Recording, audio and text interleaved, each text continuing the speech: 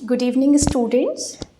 हम अपना चैप्टर शुरू करेंगे वेव्स, लेकिन उससे पहले आज रिपब्लिक डे है तो सभी लोगों को हैप्पी रिपब्लिक डे। चलिए स्टार्ट करते हैं। आप चैप्टर डालिए वेव्स।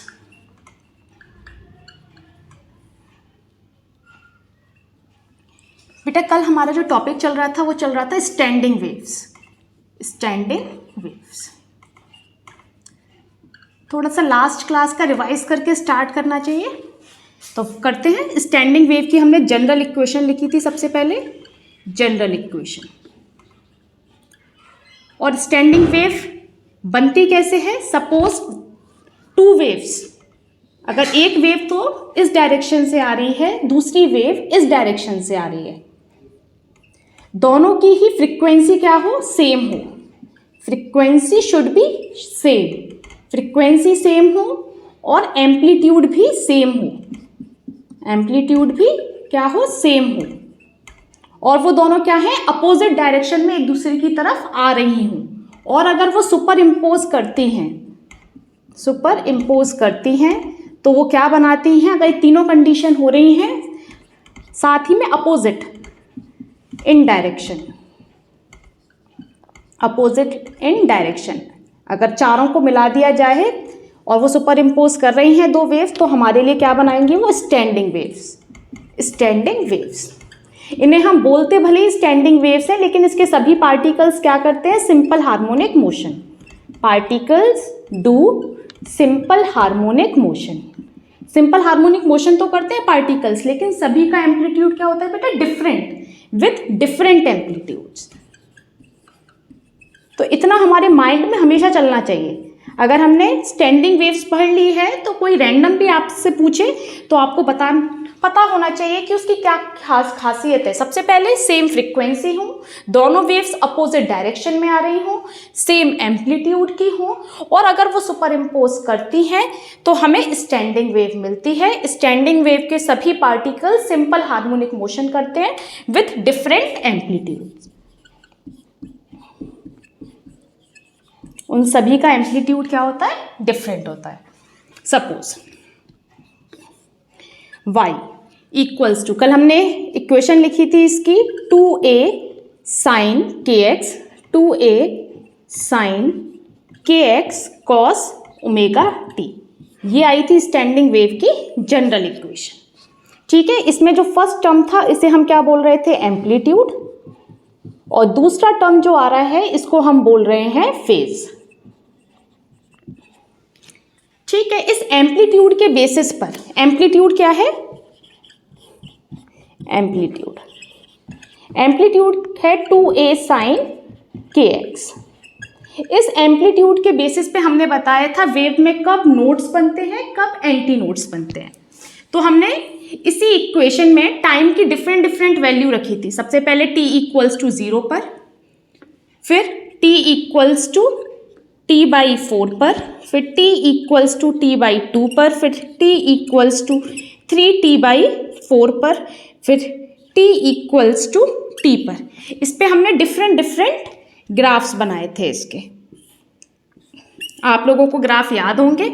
सबसे पहले जो हमने बनाया था, अगर यहाँ पर रख रहे थे t इक्वल्स टू 0 तो हमारा आ रहा था 2a साइन, यहाँ पर माइनस और था बेटा, minus 2a sine kx cos omega t। तो यहाँ से हमारा जो ग्राफ बन रहा था वो इस तरीके का बन रहा था। फिर आ गया था हमारा 0 का, उसके बाद आ रहा था प्लस 2a साइन kx। इस तरीके के ग्राफ हमारे बन रहे थे, तो आपको कल याद होगा। तो हमने फिर देखा था कुछ पार्टिकल्स हैं जिनका डिस्प्लेसमेंट हमेशा क्या था? 0। यहाँ पर ये पार्टिकल है, इसका डिस्प्लेसमेंट हमेशा 0 है, यहाँ पर भी 0 है और यहाँ पर भी 0 है।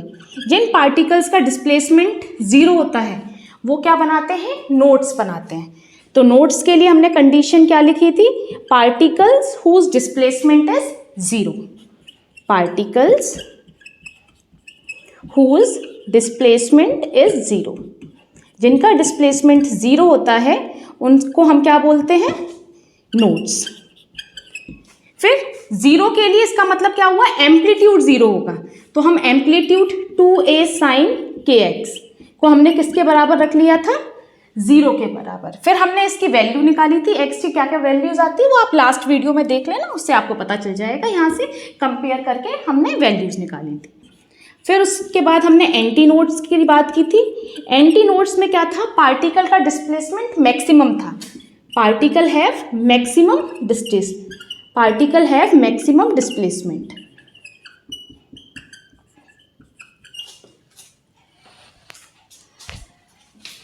Maximum displacement.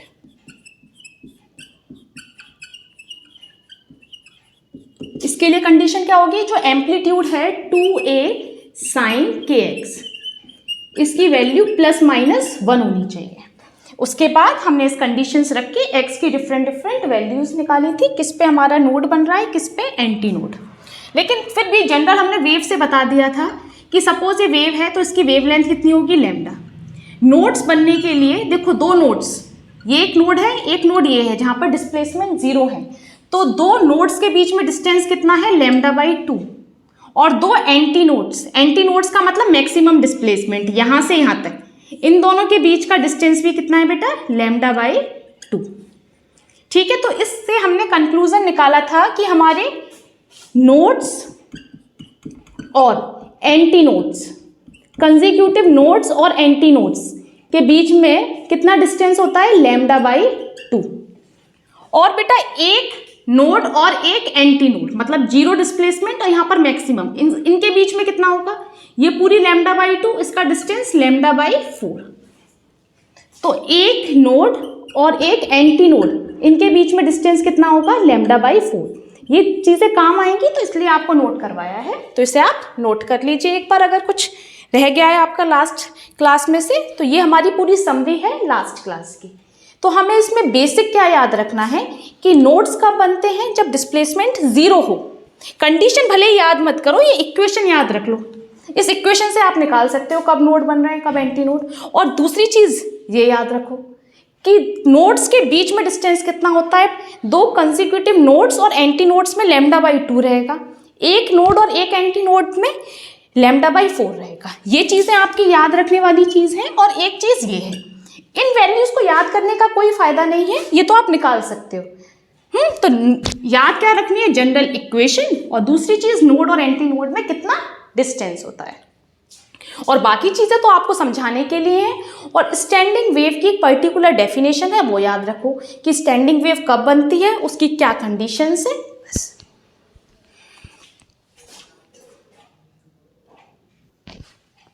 देखिए बेटा, लास्ट क्लास में हमने स्टैंडिंग वेव पढ़ा था, तो उसमें क्या था, सपोज ये एक क्या है, फिक्स्ड एंड।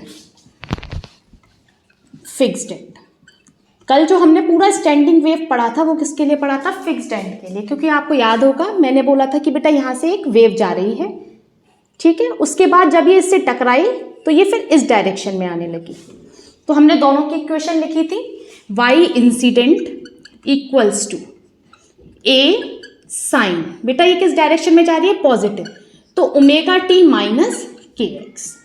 अब देखो y रिफ्लेक्टेड, इस सरफेस से क्या हो गई, रिफ्लेक्टेड, तो अब एम्पलीट्यूड क्या हो गया, अपोजिट, तो -a साइन, अब ये किस डायरेक्शन में जा रही है, नेगेटिव में। नेगेटिव के लिए कंडीशन क्या थी, ω_t प्लस kx, मतलब कोफिशिएंट t और x के क्या होने चाहिए, सेम होने चाहिए, चाहे दोनों माइनस हो चाहे प्लस, तो वो किस डायरेक्शन में जाएगी, वेव नेगेटिव में। और अगर t और x के कोफिशिएंट अपोजिट हैं तो वेव किस डायरेक्शन में जाएगी, पॉजिटिव। ये और इन दोनों को हमने सुपर इम्पोज कराया था, तब हमारी y नेट की जो इक्वेशन निकली थी वो क्या निकली थी, -2a sine kx cos ω_t। ठीक है, ये बनी थी। और आज क्या करेंगे हम, आज बेटा बस थोड़ा सा अंतर करेंगे, फिक्स्ड एंड की जगह हम फ्री एंड लेंगे। आपको फ्री एंड और फिक्स्ड एंड के लिए वेव इक्वेशन निकालना सिखाया ही था, तो उसके बेसिस पे अब हम करते हैं। सपोज आपने एंड फ्री नहीं लिया तो क्या होगा, यहाँ से वेव जाएगी और जब यहाँ से टकरा के आएगी तो अब की बार उसका एम्पलीट्यूड नेगेटिव नहीं होगा, वो सेम एम्पलीट्यूड से आएगी। याद है ना, जब हमारा फ्री एंड होता था तो वो एम्पलीट्यूड वेव इस तरीके से लौट कर ही आती थी। और स्टैंडिंग वेव के लिए कंडीशन भी क्या है, सेम फ्रीक्वेंसी। तो बेटा फ्रीक्वेंसी तो सेम है, फ्रिक्वेंसी सेम क्यों है? क्योंकि सोर्स सेम है। मैंने ये वेव ली, ऐसे झटका मार दिया, तो सोर्स तो मैं हूं ना, वेव प्रोड्यूस कर रही हूँ और वहां से टकरा के वापस आ रही है, इसलिए फ्रिक्वेंसी क्या है? सेम है। ये वेव है, इसका एम्पलीट्यूड भी सेम है, ये लौट कर आ रही है, इसका भी एम्पलीट्यूड क्या है? सेम। बस अपोजिट डायरेक्शन होगा। ये क्या हो गया? पॉजिटिव हो गया या नेगेटिव हो गया, लेकिन एम्पलीट्यूड तो सेम ही है। दोनों अपोजिट डायरेक्शन में आ रही है, तो ये कंडीशन भी अपोजिट डायरेक्शन में आ रही है, अपोजिट डायरेक्शन में। और आने के बाद क्या कर रही है? सुपर इम्पोज, इसलिए ये स्टैंडिंग वेव बना सकती है। सेम कंडीशन इसमें है, सेम फ्रीक्वेंसी इसमें भी है, ठीक है, एम्पलीट्यूड सेम इसमें भी है, दोनों अपोजिट डायरेक्शन में आ रही हैं और सुपर इम्पोज कर रही हैं, ठीक है। फ्री एंड में, अब फ्री एंड के लिए हम इक्वेशन लिखेंगे। इंसिडेंट ए साइन ओमेगा टी माइनस के एक्स। मेरे साथ साथ आप लोग भी कर सकते हो, अगर आपको लग रहा है कि मैं इसको निकाल सकता हूँ डेरिवेशन, या मैं निकाल सकती हूँ, तो आप मुझे पॉज कीजिए और खुद ट्राई कीजिए। अब देखिए वाई रिफ्लेक्टेड, अब एम्पलीट्यूड क्या होगा? सेम, तो ए साइन ओमेगा टी, अब ये इस डायरेक्शन में आ रही है तो प्लस के एक्स। अब वाई नेट निकालने के लिए हमें क्या करना पड़ेगा? इन दोनों को सुपर इम्पोज कराना पड़ेगा, मतलब वाई आई प्लस वाई रिफ्लेक्टेड। पिछली बार फॉर्मूला किसका लगा था बेटा? साइन ए माइनस साइन बी का, क्योंकि देखो दोनों को जब हम जोड़ेंगे, एक पॉजिटिव है एक नेगेटिव है, तो साइन ए माइनस साइन बी का फॉर्मूला लगा। अब देखो वाई नेट, यहाँ पे देखना क्या फॉर्मूला लगेगा, ए कॉमन आ जाएगा, साइन ये हो जाएगा ओमेगा टी माइनस के एक्स, और ए कॉमन आ गया तो यहाँ पर क्या रह जाएगा? साइन ओमेगा टी प्लस के एक्स। तो अब यहाँ पर फॉर्मूले में क्या चेंज आ जाएगा? यहाँ पर फॉर्मूला क्या लगेगा? साइन ए प्लस साइन बी। यहाँ पर फॉर्मूला लगेगा साइन ए प्लस साइन बी। तो फॉर्मूले आपको याद होने चाहिए, मैं लिख देती हूँ, और एक दो बार आप पढ़ोगे तो अपने आप याद हो जाएंगे, कोई टेंशन की बात नहीं है।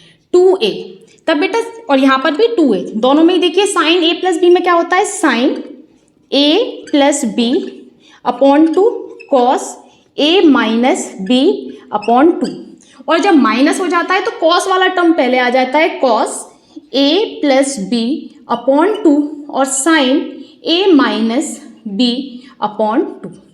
ये क्या है फॉर्मूले? इसके बेसिस पे हमने ये निकाल लिया, और इसका यूज करके हम ये निकालते हैं वाई नेट इक्वल्स टू ए। अब देखो क्या करना है, साइन ए प्लस बी, इन दोनों को प्लस करेंगे तो क्या आ जाएगा? ओमेगा टी, 2 ओमेगा टी हो जाएगा, डिवाइडेड बाई 2 करेंगे तो सिर्फ ओमेगा टी रह जाएगा। यहाँ पर क्या आएगा? कॉस माइनस के एक्स, ठीक है। अब बेटा कल मैंने आपको बताया था साइन माइनस थीटा क्या होता है? Minus sine theta. कॉस में ये चीज उल्टी हो जाती है, कॉस के अंदर अगर माइनस आता है तो इस माइनस को पचा लेता है, मतलब गायब हो जाएगा, कॉस थीटा रह जाता है। कॉस माइनस थीटा भी क्या होता है? Cos theta.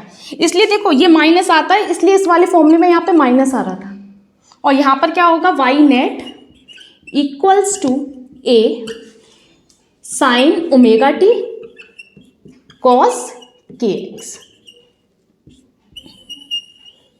तो अब की बार हमारा स्टैंडिंग वेव की इक्वेशन क्या आ गई?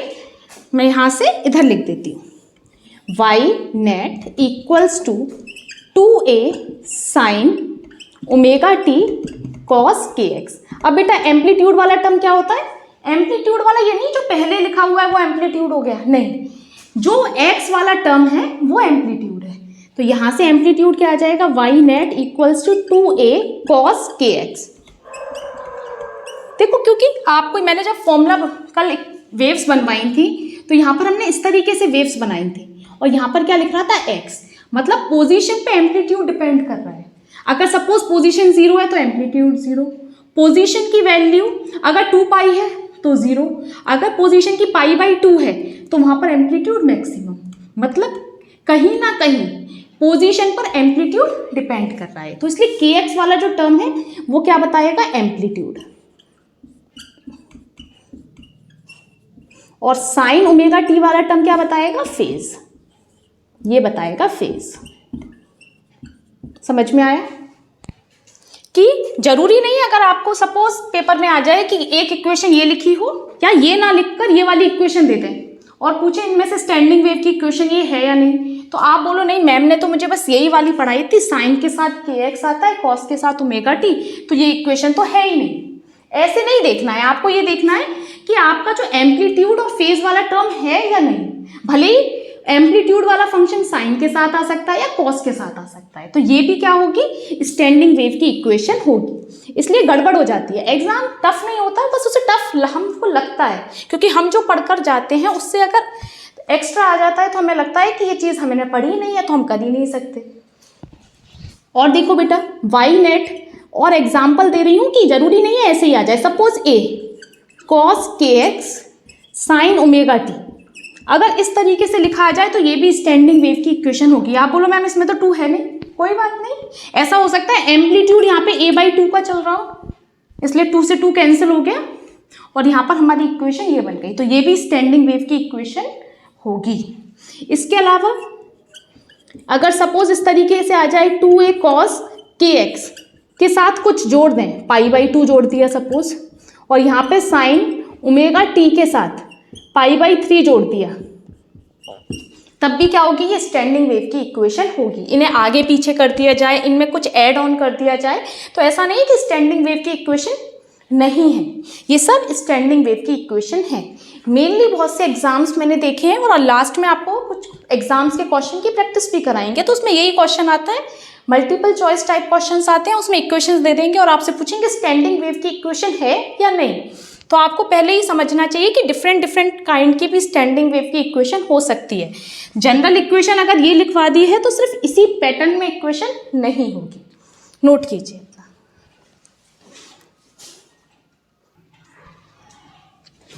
अब हेडिंग डालिए students, standing wave in string.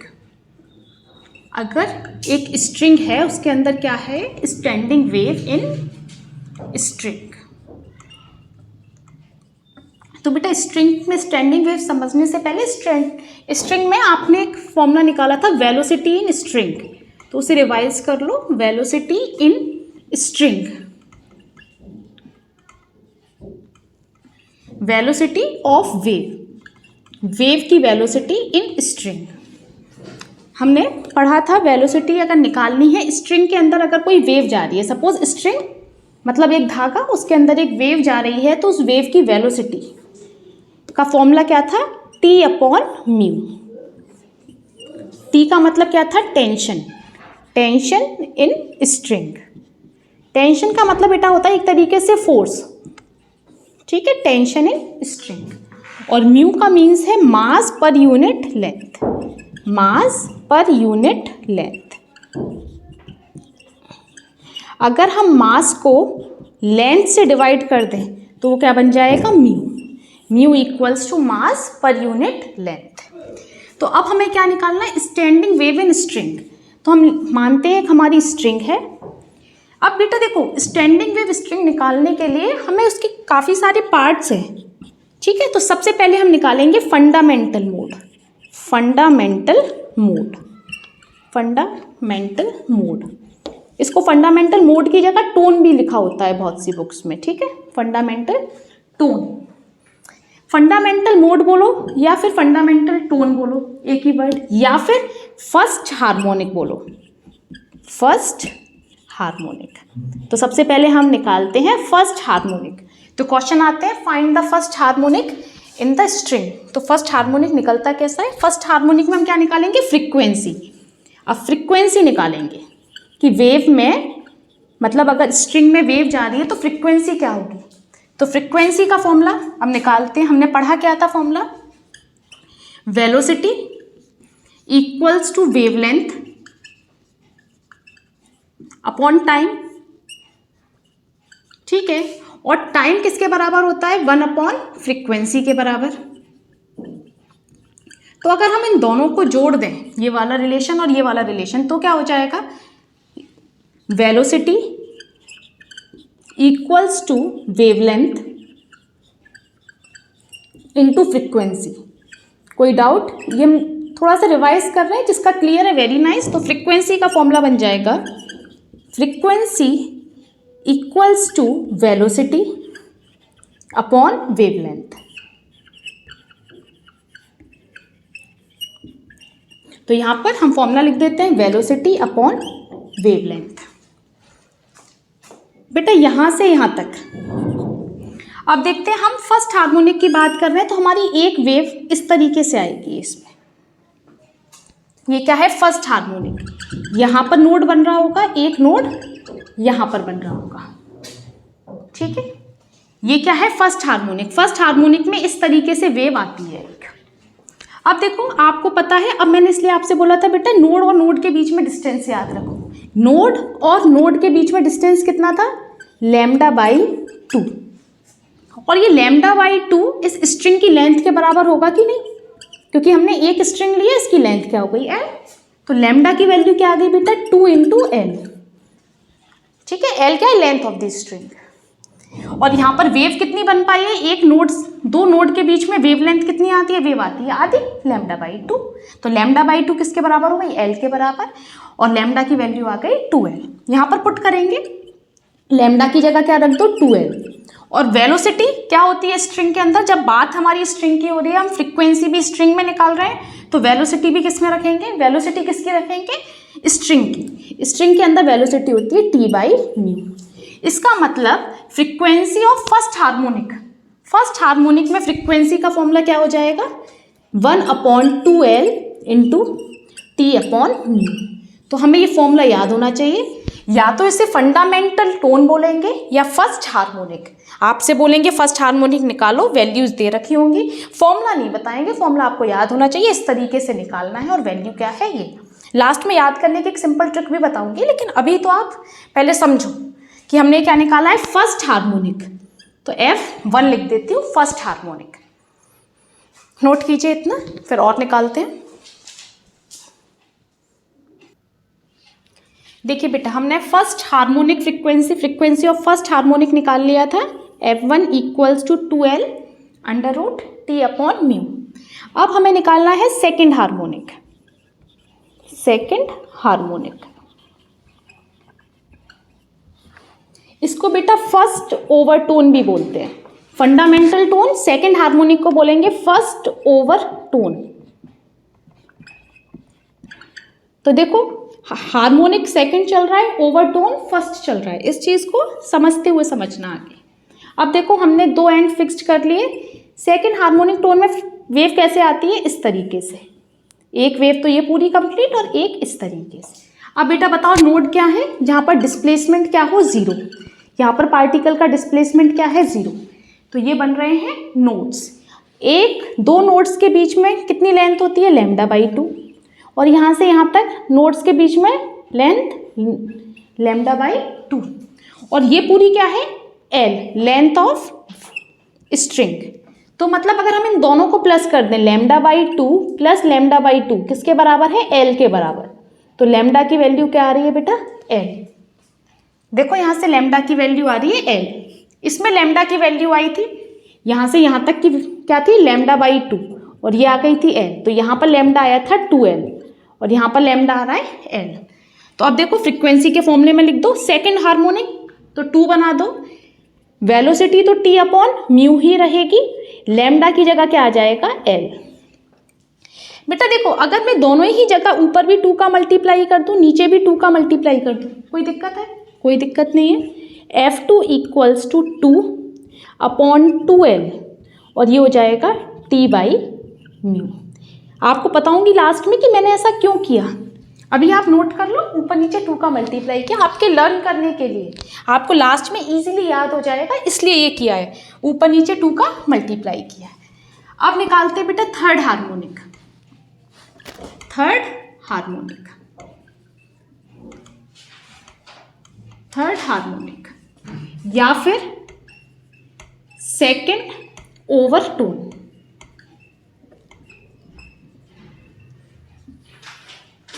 अब हम दो रिजिड सरफेसेस हैं, किस तरीके से वेव जाएगी देखिए, इस तरीके से। ये एक नोड, ये नोड, ये नोड और ये नोड। नोड मीन्स डिस्प्लेसमेंट का क्या हो, उस पर 0 हो, 0 डिस्प्लेसमेंट। नोड से नोड के बीच का डिस्टेंस λ/2, यहाँ से यहाँ तक λ/2 और यहाँ से यहाँ तक λ/2, और ये पूरे तीनों λ/2 को जोड़ देंगे तो ये क्या हो जाएगी, एक लेंथ बना लेगी स्ट्रिंग की L। तो यहाँ से क्या आ जाएगा 3 λ/2 इक्वल्स टू L, और लैम्डा की वैल्यू आ जाएगी 2L/3। ठीक है, अब निकालते हैं फ्रीक्वेंसी। फ्रीक्वेंसी का फॉर्मूला होता है वेलोसिटी अपॉन वेवलेंथ।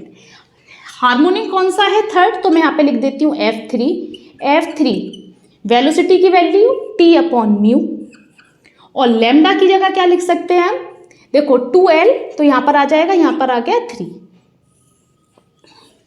तो बेटा अगर आप देखो तो आपको एक सिमिलैरिटी दिख रही होगी कि जब फर्स्ट हार्मोनिक है तो यहाँ पर 1/2L T-μ, जब सेकंड हार्मोनिक है तो यहाँ पर ऊपर 2L T/μ, थर्ड हार्मोनिक है तो 3 ऊपर 2L T/μ। इसका मतलब अगर मुझे n हार्मोनिक लिखना होगा तो क्या हो जाएगा, n 2L T/μ। तो ये क्या हो गया, nth हार्मोनिक।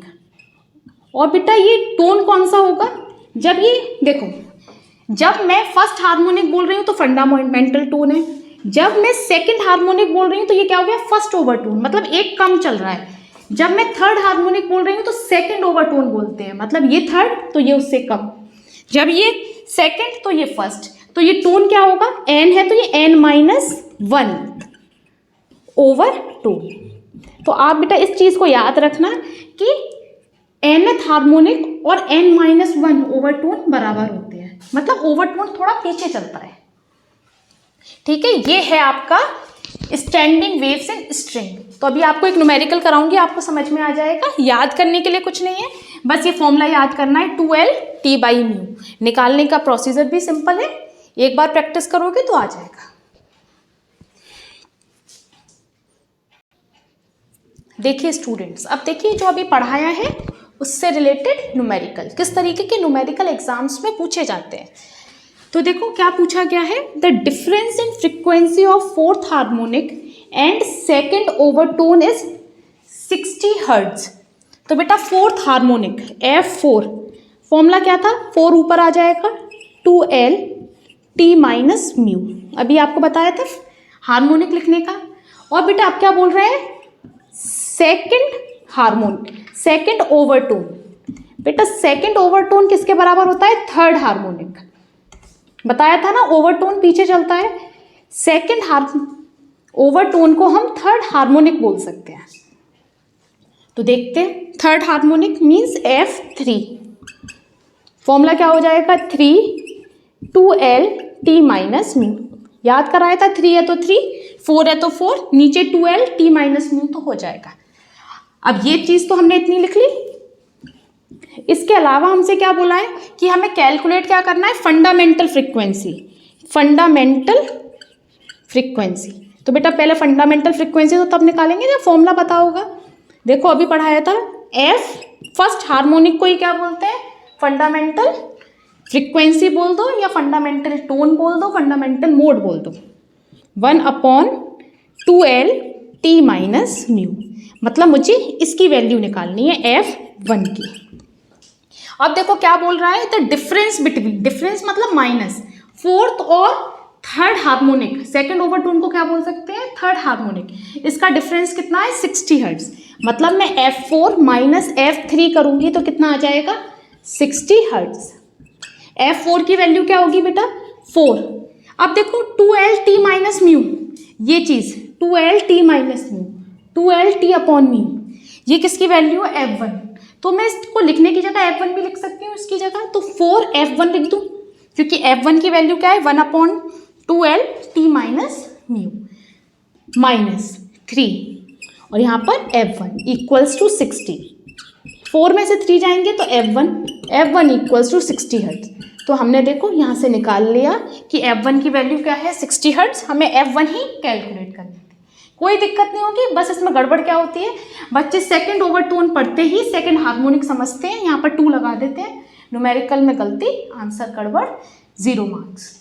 आता सब कुछ है, फॉर्मूले सब आते हैं, तब भी गड़बड़ हो जाती है। तो हमें इस चीज़ पर ध्यान रखना है।